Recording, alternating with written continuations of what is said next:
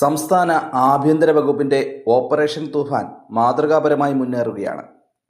എന്നാൽ അതിനിടയിലും സ്കൂൾ പരിസരങ്ങളിൽ പോലും ലഹരിയുടെ പുതിയ രൂപങ്ങൾ പ്രചരിക്കുന്നത് പോലീസിന്റെയും എക്സൈസിന്റെയും കണ്ണിൽപ്പെടുന്നില്ലെന്നതാണ് ആശങ്കപ്പെടുത്തുന്നത്.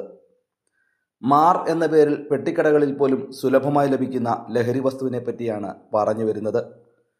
ഹെർബൽ മൗത്ത് ഫ്രഷ്നർ എന്ന പേരിൽ ലഹരിയില്ലാത്ത പദാർത്ഥങ്ങൾ ചേർത്തുണ്ടാക്കിയ ഫിൽറ്റർ പില്ലോസ് ആണിത്. തലയിണ എന്ന ഓമനപ്പേരിൽ അറിയപ്പെടുന്ന ഗണേഷ്, ശംഭു, കൂൾ എന്നീ പഴയ ലഹരി പദാർത്ഥങ്ങളുടെ ഒരു ന്യൂജൻ വേർഷൻ. ഒറ്റനോട്ടത്തിൽ ഇതിൽ എന്താണ് ഇത്ര തെറ്റ് എന്ന് ആരായാലും ചോദിച്ചു പോകും. എന്നാൽ ലഹരിയുടെ കാണാപ്പുറങ്ങളിലേക്കുള്ള ആദ്യ ചവിട്ടുപടിയാണ് MAR പോലെയുള്ള ലഹരി വസ്തുക്കൾ.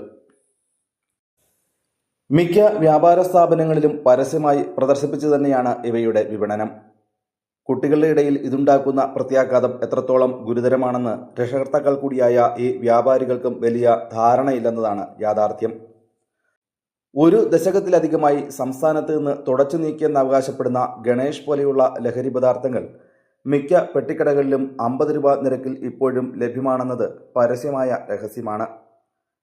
മാർ പോലെയുള്ള ഉൽപ്പന്നങ്ങൾ ഉപയോഗിച്ചു തുടങ്ങുന്ന കുട്ടികൾ കൂടുതൽ വൈവിധ്യം തേടി സാവകാശം ഇത്തരം ലഹരി വസ്തുക്കളിലേക്ക് ആകൃഷ്ടരാകും.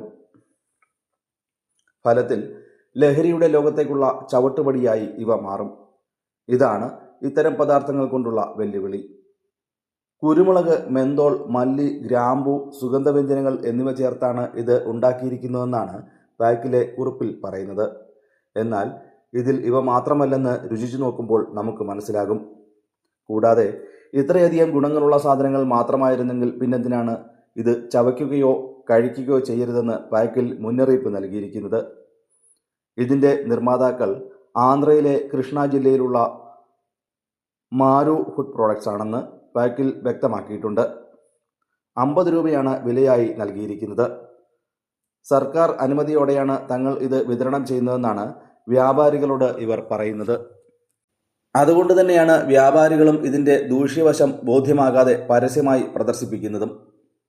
ഓപ്പറേഷൻ തൂഫാൻ നേതൃത്വം കൊടുക്കുന്ന ആഭ്യന്തര വകുപ്പിനോട് ഒരു അഭ്യർത്ഥന മാത്രമേ ഉള്ളൂ. ഇത്തരം ലഹരി വസ്തുക്കൾ എത്രയും വേഗം കുട്ടികളുടെ കയ്യിൽ എത്തിപ്പെടാതെ തടയാൻ നടപടിയെടുത്തില്ലെങ്കിൽ നിശബ്ദമായി ലഹരി മാഫിയ അവരുടെ ആധിപത്യം വീണ്ടും സംസ്ഥാനത്ത് പടർത്തും. ജാഗ്രത.